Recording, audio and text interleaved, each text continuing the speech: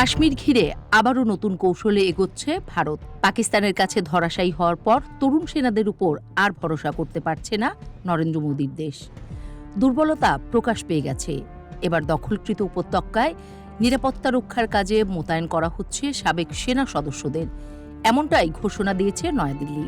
পাকিস্তানের সঙ্গে ৮৭ ঘণ্টা সংঘাতের পর ট্রাম্পের মধ্যস্থতায় যুদ্ধবিরতির ঠিক এক সপ্তাহ পর এমনই এক সিদ্ধান্ত নিল দেশটি।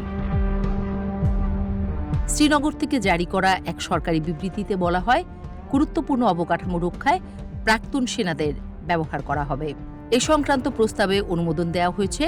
ভারতের সরকারি তথ্য মতে প্রাথমিকভাবে ৪,০০০ জন সাবেক সেনা সদস্য চিহ্নিত করা হয়েছে, যাদের মধ্যে ৪৩৫ জনের কাছে বৈধ ব্যক্তিগত আগ্নেয়াস্ত্র রয়েছে।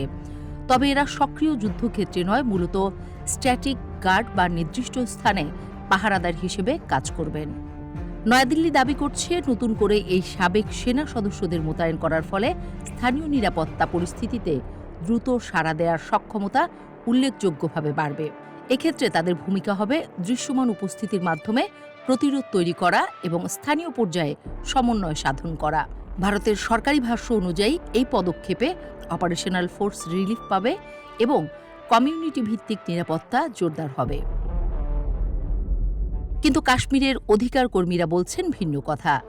মানবাধিকার সংগঠনের সদস্যরা ভারত সরকারের এই পদক্ষেপকে দেখছেন দমনপীড়নের আরেকটি নতুন অধ্যায় হিসেবে। তারা বলছেন, ভারত সরকারের এই পদক্ষেপ কাশ্মীরকে সামরিক কলোনিতে পরিণত করার আরেকটি নতুন ধাপ। সাবেক সেনাদের হাতে প্রশাসনিক ক্ষমতা তুলে দেওয়া মানে সাধারণ জনগণের উপর আরও একটি চাপের স্তর যুক্ত হওয়া। এই পদক্ষেপ এমন এক সময় এলো যখন কাশ্মীরে আগে থেকেই প্রায় ৫ লাখ সেনা স্থায়ীভাবে মোতায়েন রয়েছে। কাশ্মীরে বর্তমানে ভারতের স্থায়ী সেনা সংখ্যা প্রায় ৫ লাখ, যা বিশ্বের মধ্যে সর্বোচ্চ সেনা উপস্থিতির একটি উদাহরণ।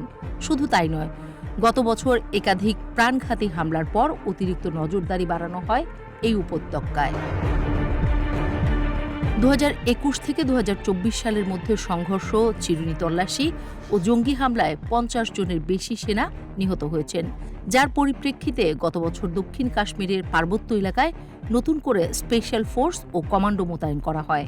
গত ৩ বছরে ৫০ জনের বেশি ভারতীয় সেনা নিহত হওয়ার প্রেক্ষাপটে ভারতের এই পদক্ষেপকে বিশ্লেষকরা দেখছেন নিরাপত্তা চ্যালেঞ্জ মোকাবেলার নতুন গুটি হিসেবে।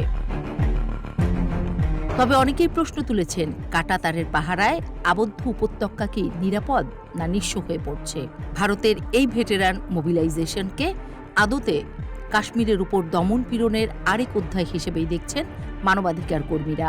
তবে বিশ্লেষকদের কেউ কেউ প্রশ্ন তুলেছেন, ভারত কি তাহলে তাদের নিয়ন্ত্রণে থাকা কাশ্মীর হারানোর আশঙ্কা করছে?